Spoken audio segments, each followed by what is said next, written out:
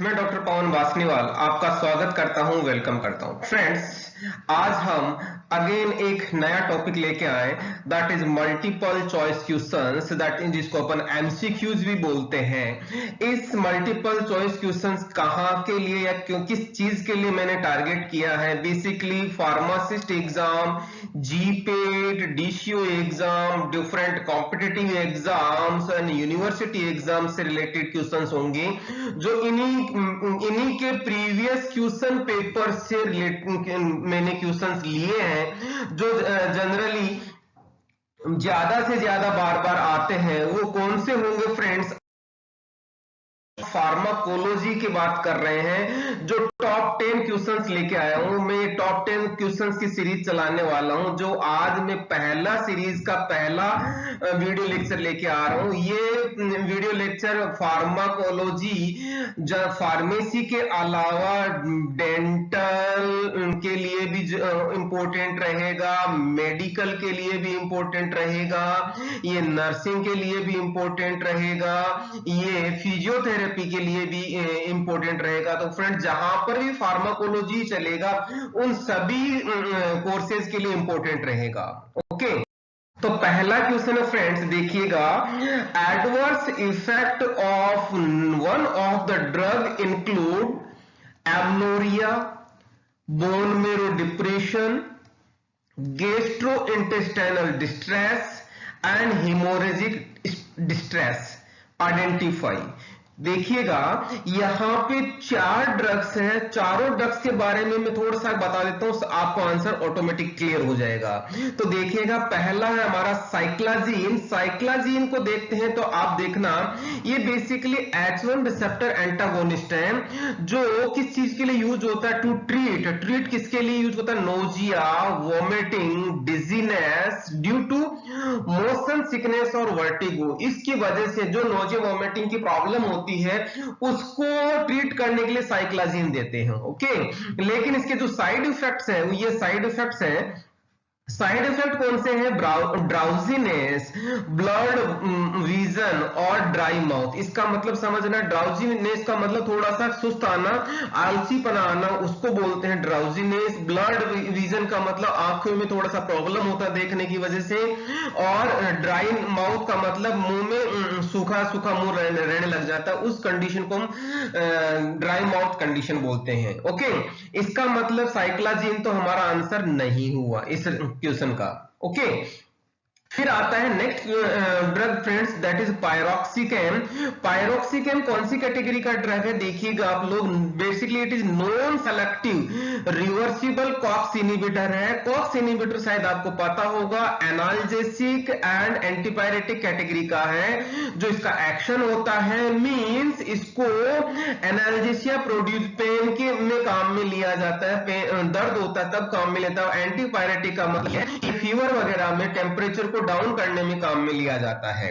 इसका जो side effect है, ये साइड इफेक्ट है अल्सर और जीआईटी ब्लीडिंग से रिलेटेड होगा, मींस जीआईटी डिस्टरबेंस करता है। ओके, ध्यान दीजिएगा, सिर्फ जीआईटी डिस्टरबेंस ही करता है, यहाँ पे बाकी साइड इफेक्ट नहीं करता। कौन से वाले? जैसे एमनोरिया, बोन मेरो डिप्रेशन और हेमोरेजिक डिस्ट्रेस, ये नहीं करता, सिर्फ ये वाला ही करता। इसका मतलब हमारा पायरोक्सिकेम भी आंसर नहीं हुआ। ओके, यहां पे देखना थर्ड ऑप्शन हमारे पास साइक्लोफॉस्फेमाइड है। साइक्लोफॉस्फेमाइड कौन सी कैटेगरी का ड्रग है? बेसिकली ये एल्काइलेटिंग एजेंट होता है। एल्काइलेटिंग एजेंट होता है जो कैंसर में या एंटीनियोप्लास्टिक कैटेगरी में हम पढ़ते हैं कि इसके अलावा एक इंपॉर्टेंट इसका रहता है, दैट इज इसका एक्शन क्या होता है? इम्यूनोसप्रेसेंट भी इसका एक्शन होता है, जो ये वाला है। ओके, और मेनली इसको यूज किया जाता है हॉडकिंस लिम्फोमा में, जो हॉडकिंस डिजीज का एक फॉर्म होता है। ओके, लेकिन इसके साइड इफेक्ट बहुत खतरनाक होते हैं, that is amenorrhoea, bone marrow depression GIT distress and haemorrhagic distress condition, ये सारे के सारे साइड इफेक्ट हमारे इस क्वेश्चन से मैच खा रहे हैं। इसका मतलब हमारा आंसर क्या होना चाहिए, साइक्लोफॉस्फेमाइड होना चाहिए। ओके, लेकिन आंसर पे जाने से पहले हमारा फोर्थ ऑप्शन क्या है, सिमेटिडीन है। सिमेटिडीन के बारे में हम पढ़ते हैं। सिमेटिडीन देखा होगा आप लोगों ने, बेसिकली सिमेटिडीन का मैंने सिंथेसिस, मैकेनिज्म एक्शन और सारी चीज मैंने डाल रखी है एज ए वीडियो लेक्चर अलग से। तो देखिएगा ये कौन सा है, एंटागोनिस्ट है। किसका, H2 एंटागोनिस्ट, जो किसमें काम आता है, पेप्टिक अल्सर में काम आता है, जोलिंजर एलिसन सिंड्रोम में काम आता है। ये तो इसका यूज हो गए। ओके, लेकिन इसके जो साइड इफेक्ट है ये है, एक तो गायनोकोमेस्टिया, ये एक साइड इफेक्ट करता है। दूसरा ये लॉस ऑफ लिबिडो, मतलब लॉस ऑफ लिबिडो का मतलब शायद समझ में आ गया होगा आपको कि सेक्सुअल डिजायर खत्म हो जाती है मेल में, और इंपोर्टेंस की प्रॉब्लम हो जाती है, मतलब नपुंसकता आ जाती है, गायनेकोमेस्टिया आ जाता है किसमें, मेल में, यदि ये सिमेटिडिन लेता है तो। ये इसके साइड इफेक्ट है। इसका मतलब हमारा आंसर कौन सा हो गया, साइक्लोफॉस्फेमाइड, जो इसके साइड इफेक्ट आ रहे थे। ओके, तो फ्रेंड्स यहाँ पे मैंने करीबन 10-15 क्वेश्चन बता दिए। यहाँ पे साइक्लिजीन से रिलेटेड क्वेश्चन हो सकता है, कौन सा है, H1 रिसेप्टर, इसका यूजेज पूछा जा सकता है, इसके साइड इफेक्ट पूछा जाता है। सिमिलरली पायरोक्सिकेम से रिलेटेड क्वेश्चन पूछा जा सकता है, कौन सी कैटेगरी का है, कौन सा इनहिबिटर है किसका। सिमिलरली साइक्लोफॉस्फेमाइड का अलग से एज ए इम्यूनोसप्रेसेंट से रिलेटेड क्वेश्चन पूछा जा सकता है, हुडकिंस डिजीज से क्वेश्चन पूछा जा सकता है, एल्काइलेटिंग एजेंट से रिलेटेड क्वेश्चन पूछा जा सकता है। सिमिलरली सिमेटिडिन की बात कर रहे हैं तो ये सिमेटिडिन से रिलेटेड भी क्वेश्चन बहुत सारे बनते हैं। Okay friends, question number second, one of the following is A selective beta two stimulant. कौन सा है देखिएगा आप लोग, बहुत सिंपल सा है। यहाँ पे हमारे सामने 4 ऑप्शन है। चारों ऑप्शन के बारे में मैं थोड़ा थोड़ा बता देता हूं जो इंपॉर्टेंट है एग्जाम पॉइंट ऑफ व्यू से भी, तो ये ध्यान रखिएगा किस तरह से देखना। पहला आता है हमारा कैफीन। कैफीन बेसिकली आपने पता होगा कि चाय में मिलता है, कॉफी में मिलता है, जो एज ए सीएनएस स्टिमुलेंट की तरह काम करता है। जैसा हम सुबह चाय पीते हैं तो हमारा ताजगी आ जाती है हमारे को, तो वो क्या होता है, बेसिकली सीएनएस को, हमारे ब्रेन को स्टिमुलेट करता है। वो क्या करता है या कौन सा मैकेनिज्म ऑफ एक्शन होता है इसका, एज ए एंटागोनिस्ट। पहला इसका क्या है, एज ए एंटागोनिस्ट होता है of adeno receptor, adenosine receptor. Second इसका मैकेनिज्म एक्शन होता है कौन सा, इनहिबिशन ऑफ फॉस्फोडाइएस्ट्रेज एंजाइम होता है बेसिकली। और थर्ड इसका क्या होता है, कैल्शियम को रिलीज करता है, कहां से, इंट्रासेलुलर स्टोर से, मतलब सेल के अंदर जो स्टोर रहता है एज ए कैल्शियम, उसको रिलीज करता है ताकि उसका एक्शन आ सके। चौथा इसका मैकेनिज्म एक्शन है एज ए एंटागोनिस्ट, किसके लिए, ऑफ बेंजोडाइजिपिन रिसेप्टर्स। जो बेंजोडाइजिपिन रिसेप्टर है उसका एंटागोनिज्म करता है। आपको पता है बेंजोडाइजिपिन क्या करता है, नींद लाता है, क्या एंजाइटी को रिड्यूस करता है। तो यहाँ पे उसको क्या करता है, सीएनएस स्टिमुलेंट के तौर पे एज ए एंटागोनिस्ट की तरह काम करता है, किसको, बेंजोडाइजिपिन रिसेप्टर पे। ओके, इस तरह से यहाँ पे सेलेक्टिव बीटा 2 के स्टिमुलेंट हमारा कैफीन नहीं हुआ। हालांकि इसके 4 तरीके से काम करता है, लेकिन कैफीन इसका आंसर नहीं हुआ। दूसरा आता है फ्रेंड साल्ब्यूटामोल। साल्ब्यूटामोल से शायद समझ में आ रहा होगा, देखिएगा साल्ब्यूटामोल बेसिकली क्या है, सेलेक्टिव बीटा 2 एगोनिस्ट। यही हमारा क्वेश्चन बोल रहा है कि सेलेक्टिव बीटा 2 एगोनिस्ट क्या होता है। ओके, तो देखना ये है, ये क्या करता है, वेसोडाइलेटर की तरह काम करता है। मेनली ये ब्रोंक्यूल्स को डायलेट करता है, स्मूथ मसल्स को डायलेट करता है, जिसकी वजह से क्या होता है, इसकी वजह से इसको यूज किया जाता है किसमें, अस्थमा में किया जाता है, अस्थमेटिक कंडीशन में, और क्रॉनिक ऑब्स्ट्रक्टिव पल्मोनरी डिजीज जिसको सीओपीडी भी बोलते हैं। ओके, तो इस तरह से इसका हमारा आंसर क्या हो गया, साल्ब्यूटामोल होना चाहिए। साल्ब्यूटामोल आंसर पे जाने से पहले हम बाकी 2 ड्रग्स के बारे में भी पढ़ लेते हैं। प्रोप्रानोलोल आता है फ्रेंड्स, प्रोप्रानोलोल ये आ गया हमारा प्रोप्रानोलोल, जो मैंने डिटेल में पढ़ाया हुआ है प्रोप्रानोलोल को। प्रोप्रानोलोल का मैंने सिंथेसिस भी पढ़ाया हुआ है, प्रोप्रानोलोल का इसका डिटेल मैकेनिज्म एक्शन और सारी चीज बताई हुई है। बेसिकली कौन सी कैटेगरी का है, एंटी एड्रेनर्जिक कैटेगरी का है, जो बीटा ब्लॉकर के तौर पे यूज किया जाता है। ध्यान रहे नॉन सेलेक्टिव नेचर का रहता है, जिसकी वजह से हार्ट रेट डिक्रीज होती है, फोर्स ऑफ कॉन्ट्रैक्शन डिक्रीज होता है और कार्डियक आउटपुट डिक्रीज हो जाता है। ओके, जिसकी वजह से इसको यूज किया जाता है किस चीज में, हाई ब्लड प्रेशर में, एंजाइना में, थायरोटॉक्सिकोसिस में यूज किया जाता है, ट्रेमर्स में यूज किया जाता है और परफॉर्मेंस एंजाइटी जब होती है तब इसको यूज किया जाता है। इस तरह से इसके यूजेज हो गए किसके, प्रोप्रानोलोल के। ओके, इसका मतलब हमारा बीटा 2 सेलेक्टिव स्टिमुलेंट ये भी नहीं है। ओके, नेक्स्ट आता है बीटा हिस्टीन। बीटा हिस्टीन बेसिकली किसका से रिलेटेड है, हिस्टामिन से रिलेटेड है। हिस्टीन से याद रखना हिस्टामिन से रिलेटेड है। हिस्टामिन किस पे काम करता है, H1 रिसेप्टर पे काम कर रहा है बीटा हिस्टीन, जो एज ए एगोनिस्ट की तरह काम करता है। ये बेसिकली मेन टारगेट इसका क्या होता है, blood vessels of inner years. Inner years की जो ब्लड वेसल्स है उसको ट्रीट को एगोनिस्ट की तरह काम करता है, जिसकी वजह से इसको यूज किया जाता है टू एलिवेट वर्टिगो।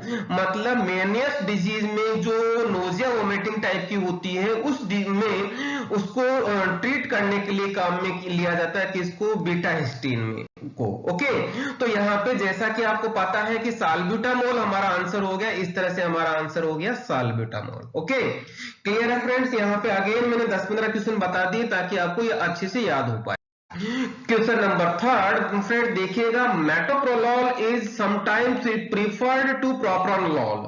ध्यान दीजिए, इसमें मेटाप्रोलोल को प्रीफर किया जाता है प्रोप्रानोलोल को। क्यों किया जाता है देखना आप लोग, मैं सारी चीज बता देता हूँ, आंसर ऑटोमेटिक आ जाएगा। जैसा कि अभी हमने देखा, प्रोप्रानोलोल एंटी एड्रेनर्जिक कैटेगरी का है, जो बीटा ब्लॉकर होता है, नॉन सेलेक्टिव होता है, जिसकी वजह से क्या होता है, हार्ट रेट, कार्डियक आउटपुट और फोर्स ऑफ कॉन्ट्रैक्शन डिक्रीज हो जाता है। ओके, तो आप देखना इसकी वजह से हमने मेनली इसका यूज कहां होता है, हाइपरटेंशन और एंजाइना में इसको यूज किया जाता है। इसको ट्रीट करने के लिए मेटोप्रोलोल भी दिया जाता है। कौन सी डिजीज को, हाइपरटेंशन को और एंजाइना को। ओके, तो ध्यान रहे इसको मेटोप्रोलोल क्या होता है देखना आप लोग, यहाँ पे basically metoprolol selective beta 1 blocker होता है। कीप इन माइंड, यहाँ प्रोप्रानोलोल नॉन सेलेक्टिव था, यहाँ पे प्रोप्रानोलोल नॉन सेलेक्टिव था, लेकिन यहाँ पे मेटोप्रोलोल बीटा 1 ब्लॉकर है। बीटा 1 सेलेक्टिव होता है और बीटा 1 आपको पता होना चाहिए कार्डियक मसल्स में ही मिलता है। इसके साथ में इसकी दूसरी प्रॉपर्टी होती है अल्फा 1 रिसेप्टर ब्लॉकर की तरह काम करता है, as well as vasodilator property भी होती है। ओके, जिसकी वजह से मेटाप्रोलोल को यूज किया जाता है, प्रिफर्ड किया जाता है किसमें, डायबिटीज पेशेंट्स में जो इंसुलिन ले रहे हैं या ओरल हाइपोग्लाइसेमिक एजेंट्स ले रहे हैं। मतलब डायबिटीज पेशेंट हो और उसके हाइपरटेंशन हो तो मेटोप्रोलोल दिया जाता है, ना कि प्रोप्रानोलोल। ओके, और ऐसे patient who complain of cold hands and fit with propranolol, तो मतलब जो ऐसा पेशेंट जो प्रोप्रानोलोल ले रहा हो और उसके साथ में उसको हाथ पे ठंडे होने की शिकायत करता हो तो उसको हम मेटाप्रोलोल दिया जाता है। तो देखना मेटाप्रोलोल को क्या है, सेलेक्टिव एक्शन होने की वजह से मेटाप्रोलोल दिया जाता है, प्रोप्रानोलोल नहीं दिया जाता है, मतलब मेटाप्रोलोल प्रीफर किया जाता है। तो देखिएगा इसका आंसर क्या होगा, एक तो वेसोडायलेटर की प्रॉपर्टी की वजह से और बीटा एड्रेनर्जिक ब्लॉकेज की वजह से इसको यूज किया जाता है। तो आंसर शायद आपको समझ में आ गया होगा। आंसर हमारा कौन सा हो गया, बी आंसर हो गया।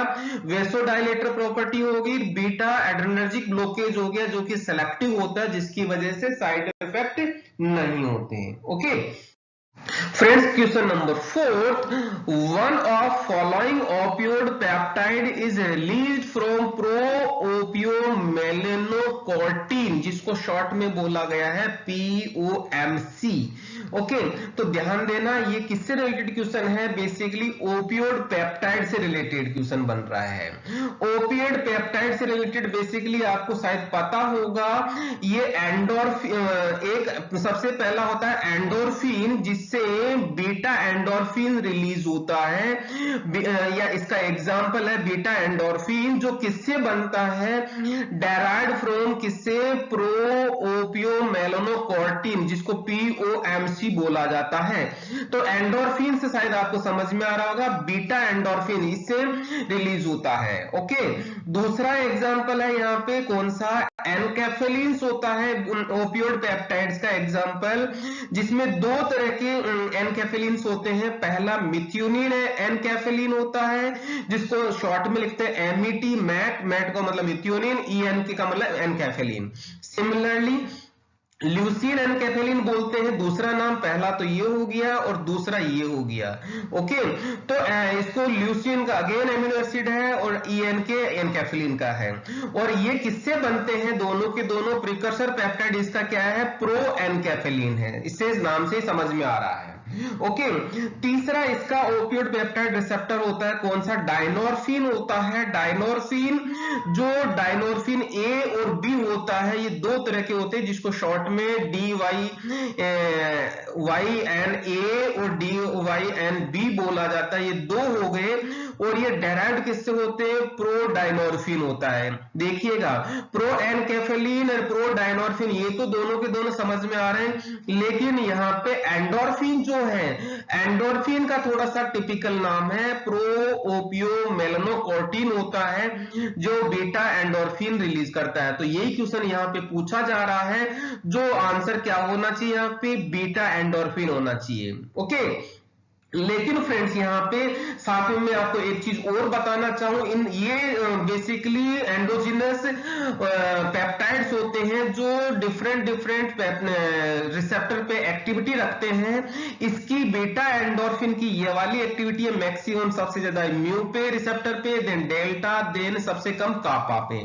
सिमिलरली एनकेफेलिन इस रिसेप्टर्स के लिए ये ऑर्डर होता है सबसे ज्यादा डेल्टा पे, लगभग बराबर का सा रहता है म्यू रिसेप्टर पे, सबसे कम रहता है कापा पे। ओके, डायनोर्फिन सबसे ज्यादा कापा पे रहता है, कीप इन माइंड यहां पे, और म्यू रिसेप्टर बहुत कम होता है, लेकिन म्यू और डेल्टा पे लगभग बराबर देता है डायनोर्फिन। ओके, तो ये वाले क्वेश्चन भी बहुत बार पूछा गया है। म्यू सबसे ज्यादा एंडोर्फिन म्यू रिसेप्टर पे होता है, एनकेफेलिन सबसे ज्यादा डेल्टा रिसेप्टर पे होता है, डायनोर्फिन सबसे ज्यादा कापा रिसेप्टर पे होता है। ओके, तो जैसा कि आपको पता है कि आंसर सबसे पहले वाली कंडीशन में आ गया था, जिसको बीटा एंडोर्फिन बोलते हैं। ओके फ्रेंड्स, क्वेश्चन नंबर 5 देखिएगा, the pK of lidocaine is 7.9, if the pH of infected tissue is 8.9, the fraction of drug is in the ionised form will be. देखिएगा ये बेसिकली किससे रिलेटेड क्वेश्चन है, Henderson Hasselbalch equation के से related question है। Friends देखिएगा ये weak base के लिए कौन सी इक्वेशन होती है, ये समझने वाली बात है। तो आपको शायद पता होगा, ये वाली इसकी इक्वेशन है pH equal to pKa plus log unionised drug for divide by ionised drug concentration. Okay, तो कीप इन माइंड ये मैंने वीक बेस के लिए लिखा है। ओके, इसको अपन ध्यान दीजिएगा, अपन इसको थोड़ा सा रीअरेंज करके लिखते हैं, तो pH बराबर pK हो गया, ऐसा कैसा हो गया, लोग को मैंने ऐसा कैसा लिखा, अनआयोनाइज्ड का मतलब वीक बेस हो गया, और आयोनाइज हो गया इसका मतलब वो कॉन्जुगेट एसिड बन गया उसका। ओके, तो ये हो गया इसका फॉर्मूला। इसको मैं रीअरेंज करके लिखता हूं, तो देखिएगा इसको मैंने pH को मैंने ऐसा लिखा, pK को मैं इधर लेके आ गया तो माइनस में आ गया, ये pK equal to log. Okay, यहां पे इस वैल्यू को मैं क्या लिख रहा हूं, देखिएगा बेसिकली ये क्या है, फ्रैक्शन ऑफ अनआयोनाइज्ड ड्रग है, क्योंकि अनआयोनाइज्ड में आयोनाइज्ड का डिवाइड कर रहे हैं, तो ये फ्रैक्शन हो गया, कौन सा, अनआयोनाइज्ड ड्रग का फ्रैक्शन हो गया। ओके, अब अपन इसमें क्या कर रहे हैं, इसमें अपन वैल्यू पुट कर रहे हैं किसकी, देखिएगा लॉग की फ्रैक्शन ऑफ अनआयोनाइज्ड ड्रग मैंने इधर लिख दिया।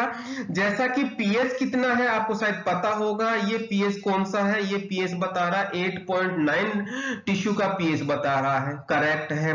दूसरा पीके ऑफ लिडोकेन कितना बता रहा है, 7.9 बता रहा है। तो ध्यान दीजिएगा, मैंने पीएच का इक्वल टू ये लिख दिया, 7.9 ये लिख दिया। इसका मतलब इसको सिंप्लीफाई करेंगे तो आपको समझ में आ रहा होगा, log fraction unionised drug equal to 1 हो गया।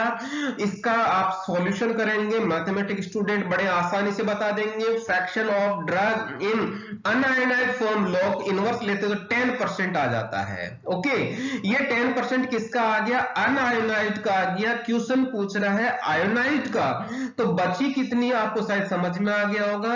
ये 90% बची कौन सी, फ्रैक्शन ऑफ आयोनाइड ड्रग की।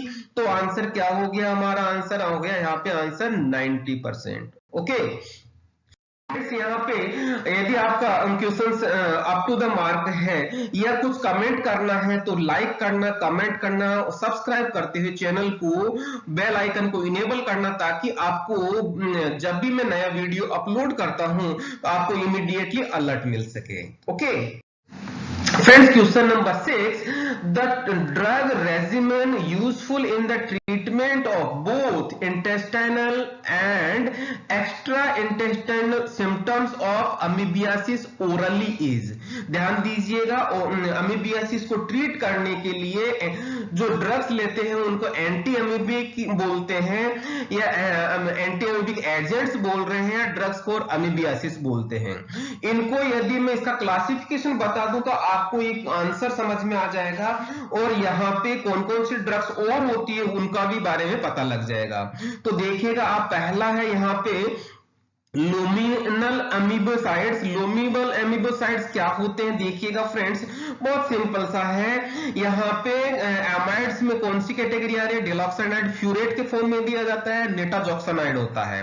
ये एमाइड हो गया पहली कैटेगरी। दूसरा हो गया एंटीबायोटिक, जो किसमें एंटी अमीबक की तौर पे यूज किया जाता है, जो टेट्रासाइक्लिन और पैरामोमाइसिन यूज होता है। ओके, नेक्स्ट थर्ड आता है यहाँ पे कौन सा, 8 हाइड्रोक्सीक्यूनोलिन। ध्यान दीजिएगा, जिसको आयोडोक्लोर बोलते हैं, आयोडोक्यूनोल बोलते हैं। आयोडोक्यूनोल का दूसरा नाम भी है डाई आयोडो हाइड्रोक्सीक्वीन। ओके, ये तो हो गया लुमिनल का, मतलब यहाँ पे जीआईटी के अंदर ही काम करेगा, बाहर मतलब टिश्यूज में काम नहीं करेंगे।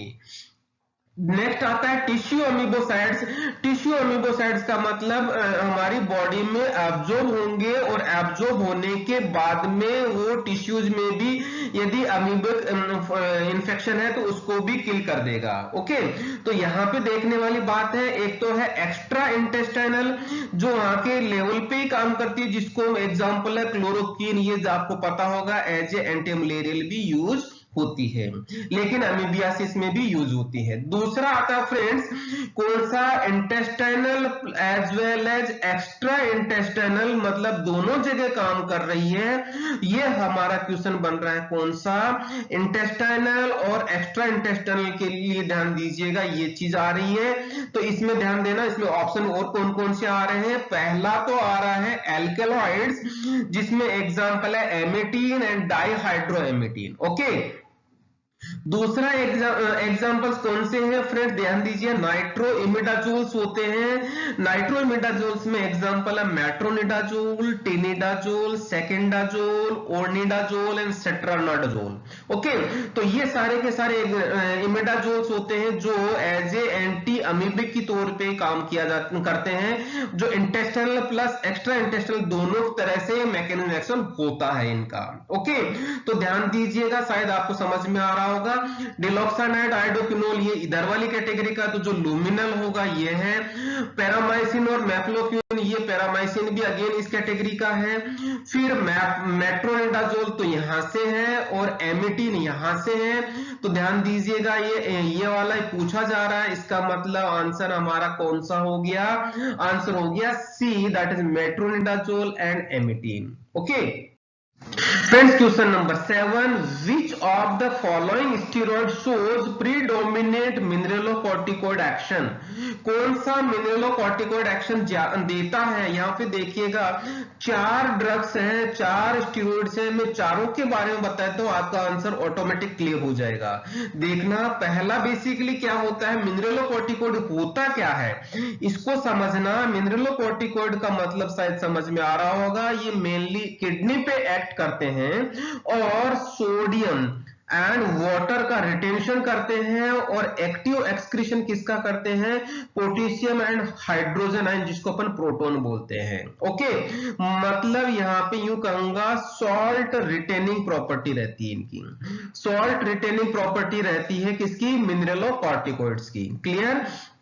तो देखना फ्रेंड्स, मेनली जब भी अपन स्टेरॉइड की बात करते हैं तो मेन 3 एक्टिविटी आती है। एक तो आती है एंटी इंफ्लामेटरी एक्टिविटी पहली, दूसरी टॉपिकल एक्टिविटी, तीसरी सॉल्ट रिटेनिंग एक्टिविटी। जो हमारे सामने 4 ड्रग्स है, मैं इनकी कंपैरेटिव बता देता हूं, आपको ऑटोमेटिक समझ में आ जाएगा। देखना आप लोग, पहला है हाइड्रोकोर्टिसोन। हाइड्रोकोर्टिसोन ये वाला ड्रग आ गया हमारा हाइड्रोकोर्टिसोन। हाइड्रोकोर्टिसोन की रिलेटिव एक्टिविटी अपन 1-1 मान रहे हैं। ओके, तो देखना इसके कंपैरिजन में स्पाइरोलेक्टोन की बात करते हैं, दूसरा ड्रग आ रहा है। स्पाइरोलेक्टोन की बात करते हैं तो आपको शायद पता होगा, ये एल्डोस्टेरोन एंटागोनिस्ट होता है जो मिनरलोकॉर्टिकॉइड रिसेप्टर को ब्लॉक करता है। इसका मतलब ये एगोनिस्ट मिनरलोकॉर्टिकॉइड एक्शन नहीं देगा, जस्ट अपोजिट देगा, तो ये तो हमारा आंसर हो ही नहीं सकता। कौन सा, स्पाइरोलेक्टोन। थर्ड आता है फ्रेंड्स डेक्सामेथासोन। डेक्सामेथासोन की रिलेटिव एक्टिविटी देखते हैं अपन, तो इसका anti inflammatory and topical activity ज्यादा प्रोमिनेंट होती है, मिनरलोकॉर्टिकॉइड या सॉल्ट रिटेनिंग एक्टिविटी 0 होती है, मतलब इसकी कुछ भी एक्टिविटी नहीं होती। ओके, नेक्स्ट आता है आंसर जो फ्लूड्रोकोर्टिसोन है। फ्लूड्रोकोर्टिसोन हमारा डी ऑप्शन है, that is fludrocortisone. Keep in mind, देखिएगा इसकी एंटी इंफ्लामेटरी एक्टिविटी होती है 10 के रेस्पेक्ट में, मतलब हाइड्रोकोर्टिसोन से ज्यादा पोटेंट होता है। सिमिलरली टॉपिकल एक्टिविटी भी होती है, लेकिन सबसे ज्यादा इसकी कौन सी एक्टिविटी होती है, 800 टाइम्स ज्यादा पोटेंट होता है किससे रिलेटेड, हाइड्रोकोर्टिसोन से। तो इसकी जो प्रोमिनेंट एक्टिविटी है वो कौन सी हो गई, सॉल्ट रिटेनिंग एक्टिविटी हो गई, मींस मिनरलोकॉर्टिकॉइड हो गया। इसका मतलब समझ, सीधा सीधा ऑप्शन आंसर हो रहा है हमारा, कौन सा आंसर हो रहा है इस चीज का, मिनरलोकॉर्टिकॉइड का, दैट इज फ्लूड्रोकोर्टिसोन आंसर हो गया। Okay friends, question number 8, which of the following is a microsomal enzyme inducer? Friends, microsomal enzyme inducer basically क्या होता है, जो माइक्रोसोमल एंजाइम इंड्यूसर एक साइटोक्रोम P450 होता है। साइटोक्रोम P450 जो रेस्पॉन्सिबल होता है डिफरेंट ड्रग्स के मेटाबॉलिज्म से रिलेटेड होता है। ध्यान दीजिएगा, मैं लगभग सारी लिस्ट बता रहा हूं, यहाँ पे आप लोग याद कर लीजिएगा। यहाँ पे ध्यान देना, माइक्रोसोमल एंजाइम इंड्यूसर जो एक्टिव, इसके डिफरेंट फॉर्म्स होती है, किसके, आइसो एंजाइम के। तो देखिएगा कौन सा किसको करता है, इनिबिट, ये इंड्यूसर, अपन इंड्यूसर की बात कर रहे हैं, इंड्यूसर का मतलब उसको एक्टिवेट कर रहा है, दैट इज CYP2B6। ये एक इसका माइक्रोसोमल एंजाइम होता है जो साइटोक्रोम P450 का फॉर्म होता है, एक पहला, जो इसको कौन इनिबिट करता है, फिनोबार्बिटोल एंड साइक्लोफॉस्फेमाइड इनिबिट करता है।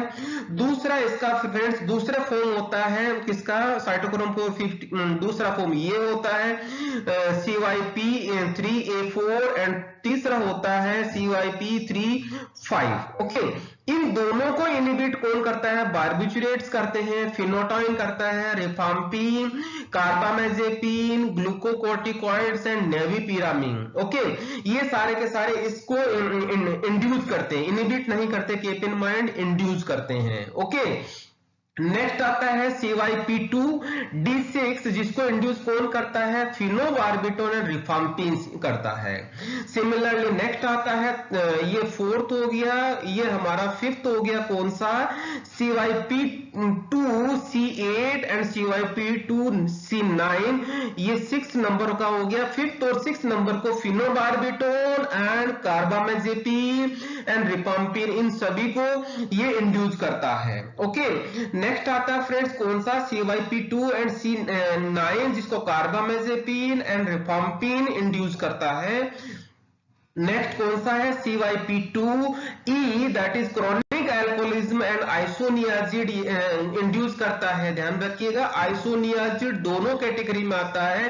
कौन सी कैटेगरी में, as inducer as well as inhibitor, किसका, साइटोक्रोम P450 को। तो ये CYP2E को क्या करता है, इंड्यूस करता है, बाकी कुछ को ये इनहिबिट भी करता है। ओके, नेक्स्ट आता है CYP1A एंड CYP12, ये हमारा जैसे 7th ये वाला हो गया, 8th ये वाला हो गया, और 9th ये वाला हो गया, और 10th ये वाला हो गया। ओके, तो 9th और 10th को इंड्यूस कौन करता है, पॉलीसाइक्लिक हाइड्रोकार्बन्स, जो जनरली किससे रिलीज होते हैं शायद आपको पता होगा, सिगरेट स्मोक से भी होता है, कार्बोहाइड्रेट मीट से होता है, रिफाम्पिन एज वेल एज कार्बामेजेपिन, ये सारे के सारे इंड्यूस करते हैं कौन से, किसको, शायद आपको पता लग गया होगा, साइटोक्रोम P450 को। तो ध्यान रखिएगा, यहाँ पे आंसर शायद समझ में आ रहा होगा, हमारा फिनोबार्बिटोन आ रहा है। फिनोबार्बिटोन यहाँ पर भी आ रहा है, यहाँ पे फिनोबार्बिटोन यहाँ पर भी आ रहा है दूसरा। तो इस तरह से हमारा आंसर फिनोबार्बिटोन आंसर हो रहा है। ओके फ्रेंड्स, क्वेश्चन नंबर 9 देखिएगा, बेंजोडाइजिपिन पोटेंशिएट, किसको पोटेंशिएट करता है बेंजोडाइजिपिन। तो मैं बेंजोडाइजिपिन का मैकेनिज्म एक्शन बता देता हूं। तो बेंजोडाइजिपिन और बार्बिचुरेट का बेसिकली एक जैसा सा ही मैकेनिज्म एक्शन होता है, मैं दोनों का साथ बता देता हूं। तो देखिएगा, बेसिकली ये बाइंड होते हैं गाबा रिसेप्टर पे, गाबा रिसेप्टर की डिफरेंट साइट्स होती है। तो बेंजोडाइजिपिन अलग जगह पे बाइंड होता है, बार्बिचुरेट अलग जगह पे बाइंड होता है। ओके, ये तो ध्यान रखना है। फिर उसके बाद में देखना है जिसकी वजह से क्या होता है, पोटेंशिएट गाबा एक्शन, गाबा के एक्शन को पोटेंशिएट करता है, उसके एक्शन को इंक्रीज करता है। ओके, तो देखना इसकी वजह से क्या होता है, benzodiazepine increase frequency of chloride channel opening, मतलब जैसे बेंजोडाइजिपिन बाइंड होता है, गाबा का एक्शन इंक्रीज होता है, जिसकी वजह से क्या होता है, जो क्लोराइड चैनल की ओपनिंग होती है उसकी बार बार ओपनिंग होने लग जाती है, जिसकी वजह से एक्शन आता है। कौन सा एक्शन आता है, मेम्ब्रेन का हाइपरपोलराइजेशन हो जाता है। ओके, मेम्ब्रेन का हाइपरपोलराइजेशन हो जाता है, ध्यान रखना। नेक्स्ट यहीं पे मैं बात करता हूं, बार्बिचुरेट क्या करता है, यहाँ पे जो क्लोराइड चैनल है उसका ड्यूरेशन इंक्रीज कर देता है, किस चीज के लिए, ओपनिंग के लिए, जिसकी वजह से क्या हो रहा है, barbiturate increase duration of chloride channel opening. Clear, जिसकी वजह से अगेन मेम्ब्रेन हाइपरपोलराइजेशन का हो जाता है। तो ध्यान रखिए, मेम्ब्रेन हाइपरपोलराइजेशन बार्बिचुरेट अलग तरीके से करता है, बेंजोडाइजिपिन अलग तरीके से करता है। ये फ्रीक्वेंसी इंक्रीज करता है, ये ड्यूरेशन इंक्रीज करता है। ओके, जिसकी वजह से क्या होता है, ध्यान रखिएगा, सीएनएस डिप्रेशन आ जाता है। सीएनएस डिप्रेशन की वजह से कौन सा फंक्शन होता है, सेडेटिव हिप्नोटिक की तरह एक्शन आता है। ओके, तो ध्यान रखना, यहाँ पे कौन सा शायद आपको समझ में आ गया होगा, कौन सा, गाबा पोटेंशिएट की वजह से आंसर हमारा कौन सा हो गया, binding of GABA receptor. Okay, ये हमारा आंसर सी हो गया। Friends, question number 10, enkephalins are, enkephalins अभी थोड़ी देर पहले पढ़ा था, आप लोगों को शायद पता हो गया, ओपिएड पेप्टाइड्स होते हैं जिसमें एनकैफेलिन, डायनोर्फिन एंड एंडोर्फिन पढ़ा था। अभी हमको एनकैफेलिन के बारे में डिटेल पढ़ना है, कीप इन माइंड। देखिएगा, यहाँ पे तीनों के तीनों ही ओपिएड पेप्टाइड है। एनकैफेलिन बेसिकली मैंने बताया था अभी थोड़ी देर पहले, मेथियोनिन एनकैफेलिन जिसको मैट ENK बोला था, दूसरा यदि याद हो तो आपको ल्यूसीन एनकैफेलिन बोला था जिसको LEUENK बोला था। ओके, ये दोनों के दोनों किससे रिलीज हो रहे थे, प्रीकर्सर पेप्टाइड, इनका दोनों का क्या था, प्रो एनकेफेलिन था, याद होगा आप लोगों को। ओके, प्रो एनकेफेलिन था। यहाँ पे methionine, tyrosine, glycine, phenylalanine and methionine, इन 5 1 2 3 4 और 5 एमिनो एसिड से मिलके बना होता है। ओके, दूसरा यहाँ पे ल्यूसीन वाला, अगेन टायरोसिन, ग्लाइसिन, फिनाइलएलेनिन और ल्यूसीन। ध्यान देना ये दोनों के दोनों में एक ही एमिनो एसिड डिफरेंट होता है, बाकी चारों के चारों ये एमिनो एसिड दोनों में एक जैसे होते हैं, इसीलिए ये एनकेफेलिन कैटेगरी में आता है। और इस ल्यूसीन से ही अपन को यहाँ पे ल्यूसीन लिखा है, इस मिथियोनिन से ही हमने यहाँ पे मिथियोनिन लिखा है। ओके, और ये दोनों के दोनों फ्रेंड्स ध्यान देना, ये कहां मिलते हैं, spinal cord, limbic system, adrenal medulla और हाइपोथैलेमस में मिलते हैं, जहां पे नर्व एंडिंग्स होती है उन जगह पे मेनली ये मिलते हैं। तो ध्यान दीजिएगा, यहाँ पे 5 एमिनो एसिड है तो इसको क्या बोलेंगे, पेंटापेप्टाइड्स बोलेंगे। ये ओपियोइड्स बॉडी के अंदर बनते हैं तो इसलिए इनको एंडोजीनस बोलेंगे। एंडोजीनस का मतलब बॉडी के अंदर होता है, तो ध्यान देना ये एंडोजीनस पेप्टाइड होते हैं, करेक्ट है। ये एंडोजीनस लिगेंड्स होते हैं, करेक्ट है। पेंटापेप्टाइड्स होते हैं, ये भी करेक्ट है, समझ में आ रहा होगा शायद। पेंटापेप्टाइड का मतलब यहाँ पे 4 एमिनो एसिड्स हैं, सॉरी 5 एमिनो एसिड्स हैं, तो 5 एमिनो एसिड्स को हम पेंटापेप्टाइड्स बोलते हैं। लोकेलाइज इन सम नर्व एंडिंग्स, जो नर्व एंडिंग्स के में मिलते हैं। तो इस तरह से हमारा आंसर क्या हो गया, आंसर हो गया हमारा एंड ये बी आंसर हो गया। ओके फ्रेंड्स, यहाँ पे आपका एक लाइक और कमेंट, सब्सक्राइब, शेयर जरूर बनता है। थैंक्स फॉर वॉचिंग, आपने पूरा वीडियो देखा। यहाँ पे आपका एक कमेंट और एक सब्सक्रिप्शन हमारे लिए एक मोटिवेशन होता है, तो प्लीज इसमें कंजूसी ना करें। मैं नए वीडियो के साथ फिर से आऊंगा। Thanks once again.